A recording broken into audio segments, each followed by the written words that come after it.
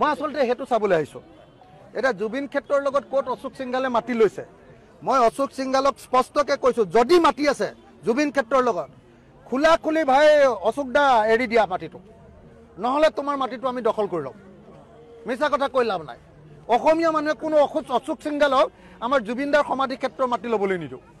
এটো tribal belt and ব্লকৰ মাটি হয়নে নহয় ইয়াত ট্ৰাইবেলসকলৰ এখন সমাধি ক্ষেত্ৰ আছিলে তেওঁলোকৰ সমাধিৰ কাৰণে আমি অলপ মাটি উলিয়াই দিব লাগিব আৰু বাকি মাটি আমি সম্পূৰ্ণৰূপে জুবিনদাৰ ক্ষেত্ৰৰ কাৰণে উলিয়াব লাগিব মই আজি ইয়ালৈ আহিছো মোৰ অহাৰ উদ্দেশ্যটোৱে হ'ল মই ইয়াত জুবিনদাক সেৱা ল'ম আৰু সেৱা লৈ মই পাহাৰৰ মাটিখিনি চাবলৈ যাম কাৰণ অশোক সিংহাল বাহিৰৰ পৰা আহিছে অসমত গোটেই মাটি দখল কৰিছে তেওঁ অকল কামটো হ'ল অসমৰ মাটি বেদখল কৰি অসমৰ মাটি লৈ অসমত মানে বিল্ডিং বনোৱা 2 নম্বৰ বিল্ডাৰ তেওঁ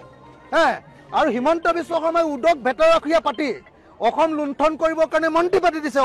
অশোক সিংহালক কিন্তু এইবাৰ যদি জুবিনদাৰ মাটি লয় জুবিনদাৰ বাউণ্ডাৰীৰ মাটি যদি কোনোবাই লয় ইয়াত থকা চৰকাৰী মাটি আৰু ইয়াত থকা ট্ৰাইবেল বেল্টৰ মাটি যদি কোনোবাই মাৰুৱাৰীয়ে ল'বলৈ আহে এনেকুৱা ৰাম খেদন দিম মই নিজে চাবলৈ আহিছো আৰু মই সেইকাৰণে অশোক সিংহালক কৈ দিছো অশোক দা বুলিয়ে মাতো অশোক সিংহাল ডাঙৰীয়া আপোনাৰ যদি মাটি আছে একদম যি আছে উঠাই লৈ যাওক আমাক মাটিখিনি জুবিনদাৰ কাৰণে লাগিব আমি ল'বলৈ আহিছো চাবলৈ আহিছো আৰু যদি আগফালে কোনোবাই অশোক সিংহালে হওক বা অন্য ৰাজেশ বাজাজে হওক ৰাজেশ কিবা এটা আছে